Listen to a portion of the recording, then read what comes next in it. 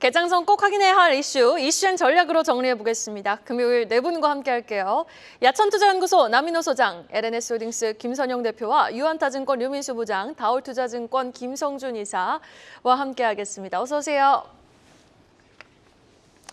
자, 1,400원대를 넘나들다가 이틀 연속 하락한 환율, 그 안에서 외국인의 매수세가 집중된 종목 이야기로 이 시간 출발해 보겠습니다.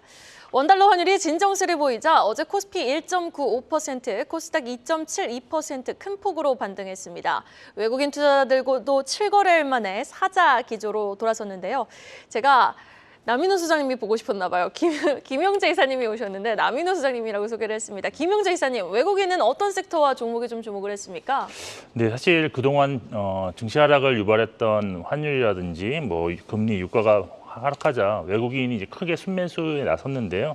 어제 외국인은 코스피에서 한 5,700억대 그리고 코스닥에서 한 2,500억대를 순매수하면서 전체 합계로는 한 8,326억 원 순매수하면서 개인 물량을 다 받아내었습니다. 선물도 지금 5,500개 이상 순매수하면서 지난 4월 4일 이후에 거의 9거래일 만에 선현물 동시 매수하는 그런 모습이었습니다. 업종으로는 일단 코스피에서는 전기전자, 운수장비 이 업종을 한 1,700억대 순매수했고요. 금융 한 580억대, 의약품 370억대로 많은 순매수를 보였습니다. 특이한 점은 운수장비 업종 내 조선주는 일단 집중을 매수했는데 그 안에 들어있는 자동차는 오히려 좀 순매도하는 모습을 보였다는 점인데요. 이러한 점을 좀 감안한다면 실적 회복세가 뚜렷한 고환율 수출주 중에서 최근 단기적으로 낙폭이 좀 있었던 종목 위주로 순매수가 들어왔다라고 볼 수도 있겠습니다. 그리고 또 하나 다르게 해석할 수 있는 부분은 미국이 중국산 철강 제품에 대한 관세를 3배 인상한다는 추측에 이제 철강주가 상승하자 올해 미국의 그 중국 견제로 반사의 이익이 기대되었던 국내 산업인 조선, 헬스케어 종목으로 외국인 매수가 좀 유입되었다라고 볼 수 있겠습니다. 코스닥에서는 외국인의 그 순매수가 코스피와 좀 비슷했다고 볼 수 있는데 제약바이오, 2차전지 그리고 IT 부품을 매수했고 특히 종목별로는 알테오젠, HA빌 등 최근 단기 낙폭이 있었던 종목이 외국인 순매수 상위에 많이 포함됐습니다. 일단 외국인의 대량 매수를 동반한 지수 반등이 좀 강하게 나타난 점에서 단기적인 1차 지지선이 형성되었다고 볼 수도 있을 것 같습니다. 그렇지만 일단 또 이제 주목해야 될 부분은 이제 발표될 경제 지표에서 또다시 또 악화될 수도 있는 그런 가능성이 있는데 그렇지만 일단 지정학적 리스크가 다시 악화되지 않는다면 단기적으로는 어떤 다음 주에 있을 빅테크 실적과 국내 기업들의 좋은 실적을 바탕으로 단기적으로 반등 가능성 좀 충분하지 않겠느냐라고 보고 있습니다. 그렇지만 이제 환율 방향성을 결정할 수 있는 것은 결국 다음 주 25일 발표되는 미국 1분기 GDP와 그다음에 이제 26일 개인 소비 지출 물가 지수가 더 중요할 것으로 보고 있는데 여기서 만약 경제 상황이 미국이 정말로 견조하다라는 걸 또다시 확인된 경우에는 시장이 좀 부정적인 영향이 불가하기 때문에 일단 단기 반등 이후에 다시 반락 가능성도 염두에 두신 전략이 지금은 필요하지 않나라고 판단을 하고 있습니다.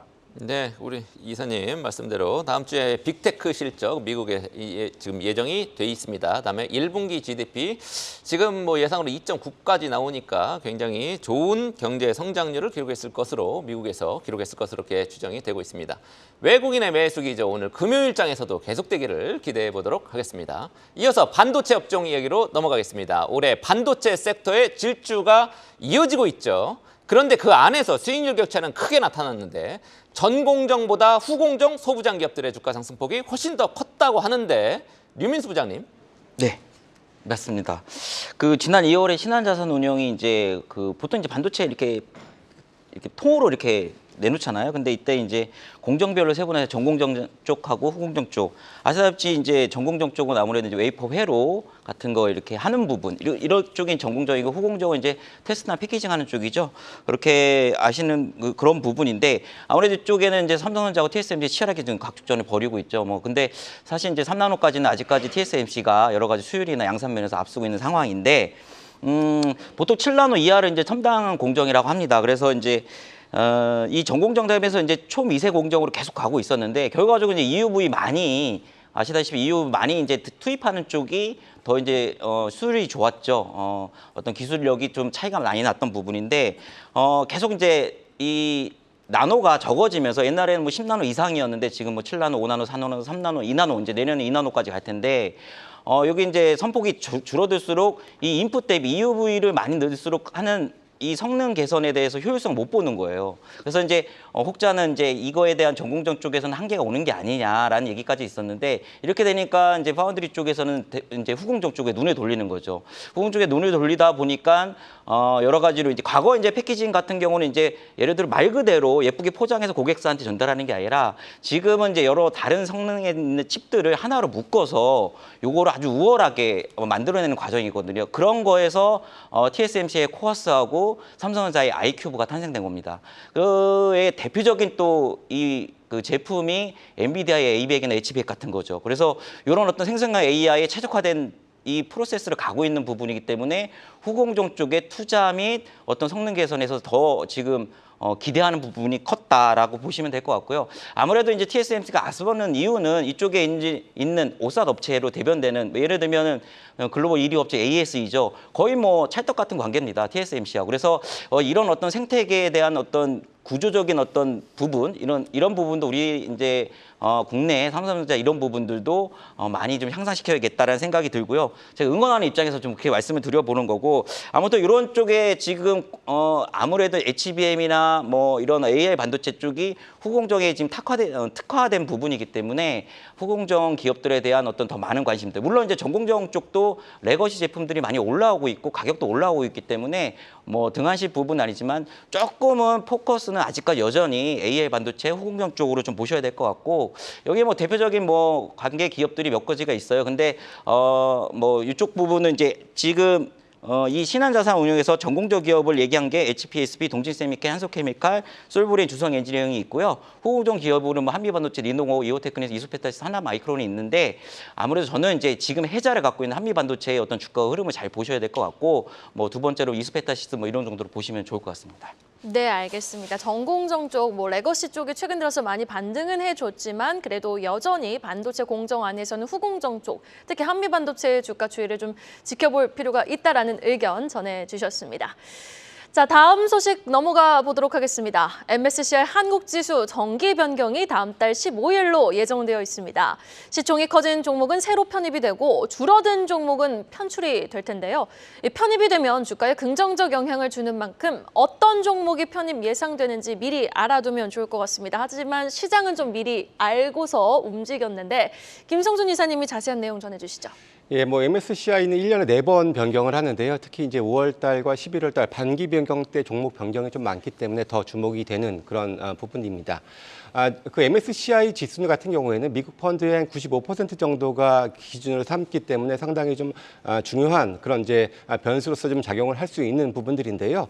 최근 3년 동안에 그 MSCI 편입 종목과 편출 종목의 수익률을 비교한 그런 자료가 하나 있었습니다. 보면은 이제 편입일 기준에서 직전 3개월 그리고 후 3개월 총 6개월 동안의 수익률을 분석을 했는데 일단 편입 종목은 60% 정도 상승을 했고 편출 종목은 11%대 하락을 보일 정도로 절대적인 수익률 차이가 나왔는데요. 이번에 편입 예상 종목을 보게 되면 이제 알테오젠, HD, 현대일렉트릭, 엔캠이 거론되고 있고요. 편출 예상 종목으로는 카카오페이, 한원시스템, 강원랜드 등이 거론이 되고 있는 상황입니다. 누구나 뭐 먼저 그 시장에서 선취매를 하고자 하는 욕구들은 분명히 좀 존재를 하는데요. 여기서 저희가 주목할 것은 이미 3월 달부터 위에 편입 예상 종목 3종목을 포함해서 뭐 두산 로보틱스, 신성 델타테크, HPSP 요 총 6개 종목이 후보군으로 거론이 됐는데 그 중에서 이제 3개로 좀 더 압축이 되는 그런 부분들인데요. 보게 되면은 이미 이제 상당 부분 그쪽 전부터 주가가 많이 좀 올라갔고 이런 경향성은 좀 더 빨라지고 있는 그런 추세이기 때문에 물론 뭐 이번에 편입 예상되는 종목군들 중에서 충분히 더 추가적인 상승 가능성이 높은 회사들도 존재하고 있습니다만은 이 MSCI를 기준으로 투자 전략을 삼아 본다면은 이제 11월 달 정기 변경을 앞두고 대략 9월 달서부터 서서히 종목 후보군들이 지금 나오게 될 겁니다. 그래서 그런 종목군들 쪽으로 이제 한번 관심을 가져보면서 포트폴리오를 한번 그 세워보는 것도 하나의 전략으로서 한번 삼아보면 좋을 것 같습니다. 네, MSCI 편입 종목 6개월 평균 상승률 60%. 예, 물론 이게 뭐 앞으로도 그렇게 간다는 얘기는 아닙니다. 통계적으로 그렇다는 얘기고요. 그 꼽히는 90%의 확률로 이번에 15일에 다음 달 15일에 알테오젠, HD, 현대일렉트릭, 그다음에 엔캠 이렇게 꼽아졌습니다. 대신에 이제 빠지는 종목도 있겠죠. 거기에 카카오가 또 들어가네요. 카카오페이, 한원시스템, 가온랜드 이런 종목들 좀 유의해서 이렇게 보시면 될 것 같습니다. 어쨌든 편입되는 종목들 계속 응원을 하겠습니다. 계속해서 다음 소식으로 넘어가겠습니다. 최근 쿠팡이 유료 멤버십 와우 회원 요금을 한꺼번에 엄청나게 올린다 이렇게 이제 공지를 했죠. 이커머스 시장 경쟁도 심한 상황 속에서 회원 이탈 우려가 나오기 시작을 했습니다. 다만 미국 뉴욕 증시에서 지금 상장이 돼 있으니까요. 쿠팡 주가는 계속 달리고 있습니다. 시가총액도 네이버와 카카오 두 개를 합친 것보다도 쿠팡 시총이 더 커졌다고 하는데 김선영 대표는 어떻게 보세요? 사실 저는 개인적으로 타이틀 제목이 좀 마음에 들지 않는 게 이게 비교 대상이 맞나 싶습니다. 솔직히. 이거 솔직히 다르죠. 네이버랑 카카오 가지고 있는 주주 입장에서 별로 이렇게 좋을 만한 타이틀 제목은 아닌 것 같아요. 이거 좀 지양했으면 좋겠는데. 네이버랑은 약간 경쟁을 하긴 하죠. 네, 근데 사실 이게 상장되어 있는 회사, 시장의 차이가 있는데 사실 네이버랑 카카오가 NYS에 상장하면 지금 시총일까요? 저는 이렇게 거꾸로 좀 물어보고 싶어서 굳이 이렇게 비교할 필요까지는 없을 것 같습니다. 물론 비교는 자유이기 때문에 뭐 알아서 하시면 될 것 같은데요. 어쨌든 뭐 본론으로 들어서 말씀을 드리면 저도 사실 이제 아내 계정으로 와우 멤버십을 이용을 하고 있습니다. 그래서 이제 한번 제 와이프에 물어봤어요. 올랐다 알고 있냐 알고 있다고 하더라고요. 그래서 할만하냐 아니면 이제 혹은 아니냐 그랬더니 와이프 대답이 뭐 우리야 뭐 쿠팡이츠 이용해가지고 배송비 공짜로 하고 있고 그리고 이제 쿠팡 플레이 이용해서 뭐 메이저리그 한국 투어 같은 거 이제 갔다 오고 이래서 이제 어쨌든 괜찮은데 만약 쿠팡이츠나 쿠팡 플레이 같은 거 이용 안 하는 사람들 입장에서 봤을 때는 이게 요금 인상률이 너무 높다 주부의 입장에서라는 얘기를 했습니다. 왜냐하면 이제 많은 주부님들이 쿠팡을 이용해가지고 생필품들을 사고 계시기 때문에 사실 이거 매달 정기적으로 나가는 비용이기 때문에 이거 부담 되게 크거든요. 근데 비율이 너무 높다라는 그런 얘기가 나왔고요. 매월 4,990원에서 7,890원, 1,000원 단위에서 올라가는 거죠. 왜 그러냐 그렇겠는데 이거 굉장히 큽니다. 매달 꽂히는 거기 때문에. 그 생각해 보면은 작년 기준으로 와우의 멤버십이 이제 1,400만 명이라고 하는데 뭐 이탈 고객이 있다 치더라도 이제 58.1%나 올렸기 때문에 58.1% 이탈 안 할 것 같아요. 그렇기 때문에 어쨌든 매출로 봤을 때 더 많이 올라갈 수 있을 것 같고 이것 때문에 당연히 뉴욕의 NYS에 상장되어 있는 쿠팡 시총이 405억 8,300만 달러입니다. 한화로 55조 7,164억인데 따져봤어요. 코스피 코스닥 싹 제가 봐가지고 과연 55조 위에 있는 기업이 우리나라에 몇 개 있나 봤더니 1등 삼성전자 475조 하나 있고요. 2개 SK하이닉스 132조, 3위 LG에너지솔루션 88조, 삼성바이오로직스가 56조 초반대입니다. 딱 요 하나, 둘, 셋, 네 개 기업 이거밖에 없어요. 시총 5위입니다. 근데 과연 쿠팡이 우리나라 상장했을 때 이 정도 됐을까라는 생각을 해볼 필요가 있을 것 같고 그래서 제가 말씀드린 거는 비교 대상은 아닌 것 같다라는 말씀 좀 드리겠습니다. 어쨌든 네, 이런 상황에서 김범석 의장이나 투자자인 뭐 소프트뱅크의 손정희 회장 이분은 뭐 신규 장성해가지고 엑시트 잘하시는 분이잖아요. 이런 분들이 그렇기 때문에 NYS를 선택했다라고 좀 생각하고 있습니다.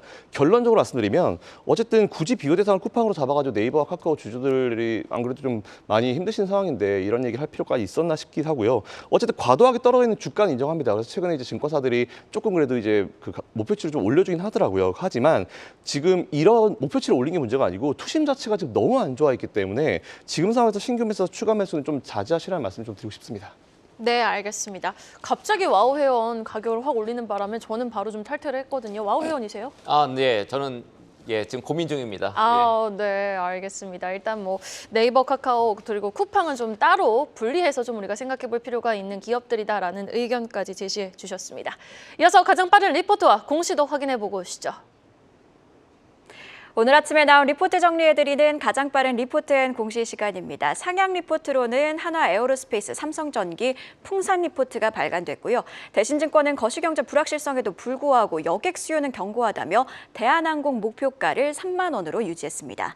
한편 IBK 투자증권은 농심을, 키움증권은 NC소프트 목표가를 하향 조정했습니다.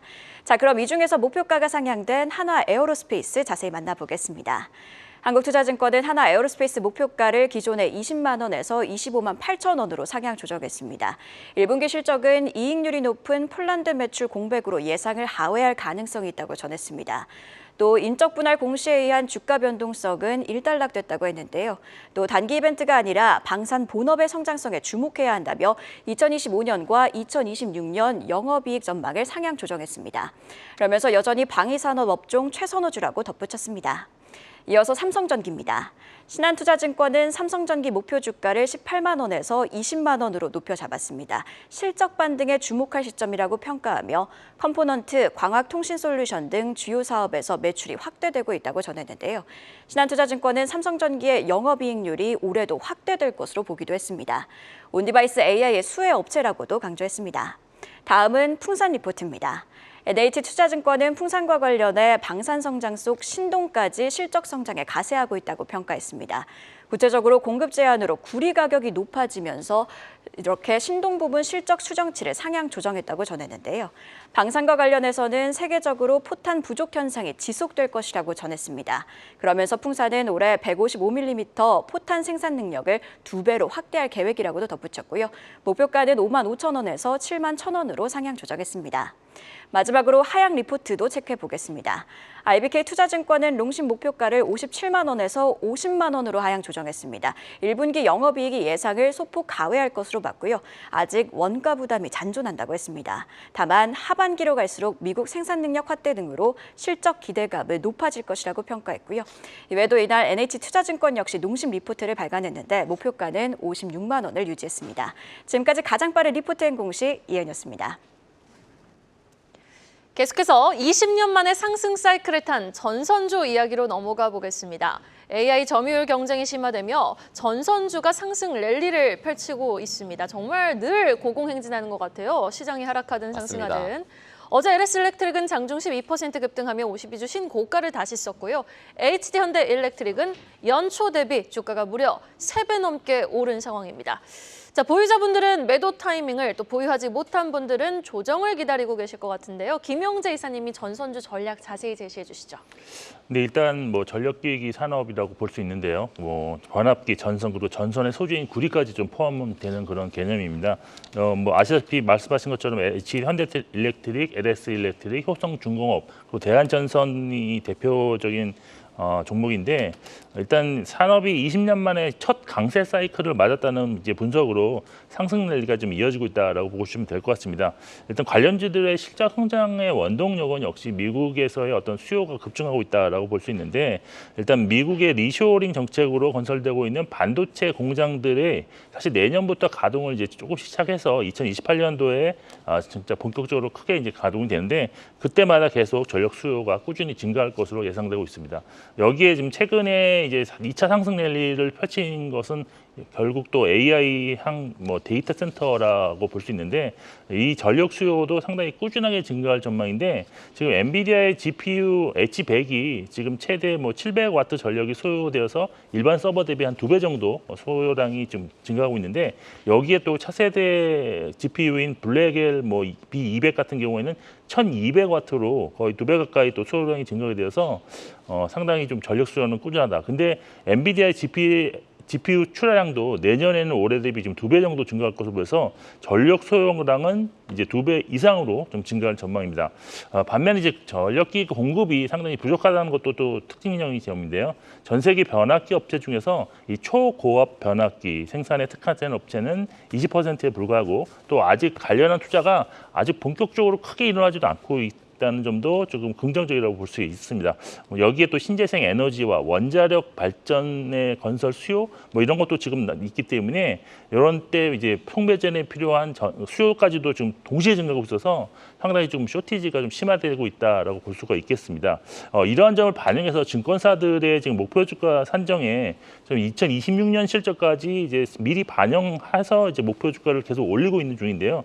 사실 주가가 크게 오르고 있고, 미래 예상 실적을 뭐 좀 선반영해서 지금 목표 주가를 반영한다는 점은 작년에 그 2차 전지 랠리 상황과 좀 비슷하다고 볼 수가 있는데, 그렇지만 좀 다른 점은 절대적인 밸류에이션 수준이 2차 전지와는 좀 확연히 차이되는 점이 있다라고 보시면 되겠습니다. 현재 지금 대한전선의 PER 배수가 제일 높은 인데 이 27배고요. 그리고 이제 HD 현대일렉트릭이 한 21배, 그리고 LS일렉트릭 18배, 일진전기가 16배, 효성중공업이 12배인데 개인적으로는 아직까지는 오버슈팅 영역은 아직 아니겠지 않나라고 보고 있습니다. 물론 변수도 있습니다. 지금 미국의 공화당 트럼프 대통령이 이제 당선되면 인프라 투자 관련 정책 변화 가능성이 있다라고 볼 수 있는데 그렇지만 또 향후에도 전쟁과 관련 재건에 대한 수요 그리고 고유가에 따른 중동 투자가 또 활발하게 있어서 이런 것도 좀 상쇄할 수 있지 않을까라고 보습니다. 일단 투자 전략은 추세가 이탈되거나 수급이 완전히 악화되는 모습이 되기 전까지는 좀 보유 관점이 대응이 유효하다라고 보이는데 신규는 좀 이익이 축소되는 눌림목 자리거나 분기 실적 발표를 앞둔 시점에서는 가능하다고 보고 있습니다. 그렇지만 주가가 장기 상승하는 과정에서 조금 피로감이 있기 때문에 실적 발표 위에 재료 노출에 따른 조정 가능성도 고려하시면서 전략을 좀 수정하시는 것이 좀 필요하지 않을까라고 판단을 하고 있습니다. 네, HD 현대일렉트릭이 연초 대비 벌써 3배 넘게 지금 주가가 상승을 했는데 크게 보면 오버슈팅이 아니다. 예, 주가 상승 여력이 있다. 이렇게 지금 김영재 이사가 이렇게 정리를 해줬습니다. 전문가들은 내년까지 구리 가격 상승을 예상을 하고 있습니다. 전선주 상승세가 유지될 가능성을 높게 봤습니다.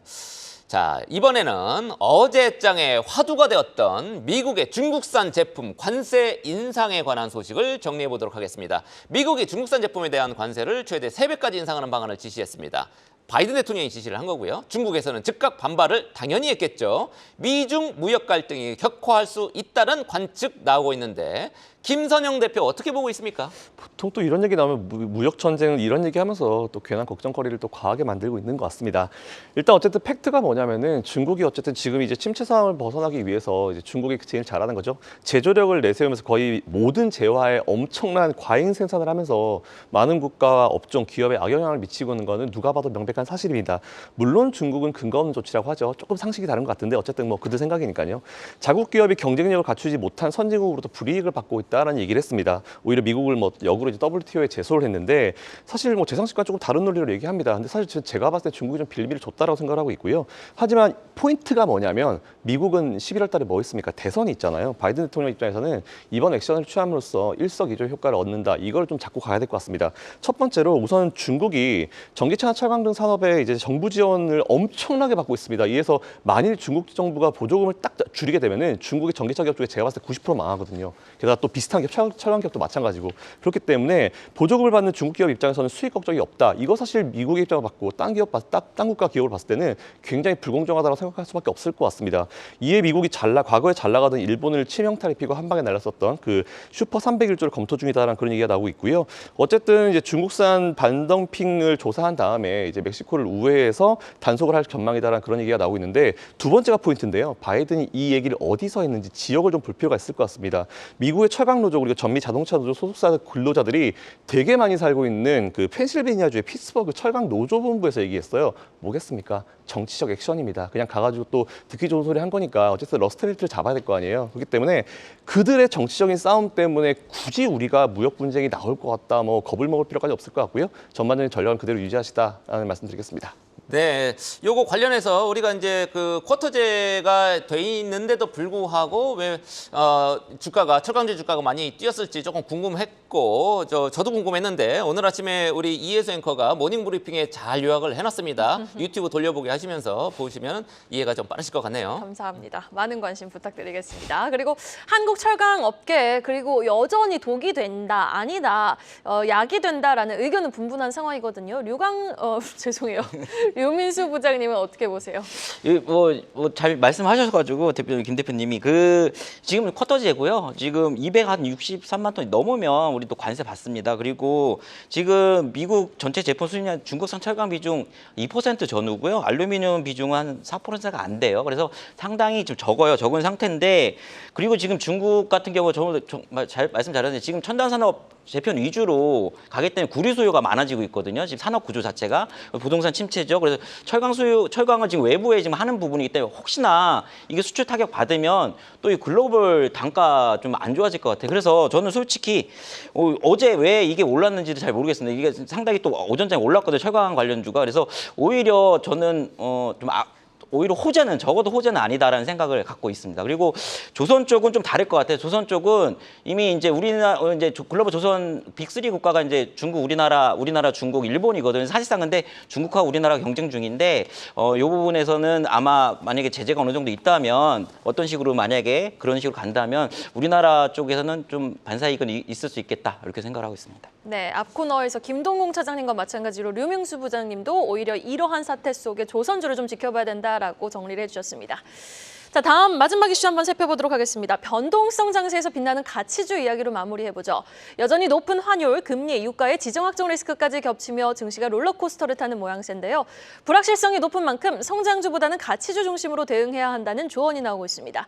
자, 김성준 이사님, 변동성 장세에서 어떤 종목에 좀 탄탄하게 받쳐줄까요? 예, 아무래도 뭐 환율이 1,400원 찍고 조금 안정을 찾고는 있습니다만은 뭐 1,370원대 여전히 높은 수준 유지가 되고 있고요. 또 금리 인하 기대감도 크게 좀 훼손이 된 상태입니다. 거기다가 지정학적 리스크도 여전히 지금 남아 있는 그런 상태고요.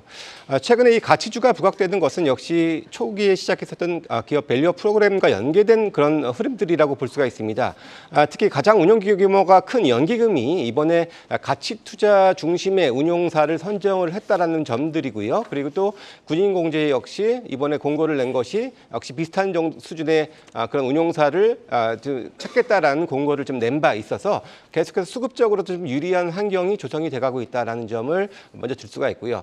기본적으로 밸류업 관련해서 이번 3분기에 지수 개발을 할 예정이고 또 ETF 출시도 계속해서 나올 것으로 보여지고요. 또 내년부터는 매년 5월달마다 100석까지 이제 발간을 할 예정이어서 이 밸류업 프로그램 상당히 지금 진심을 보이고 있다.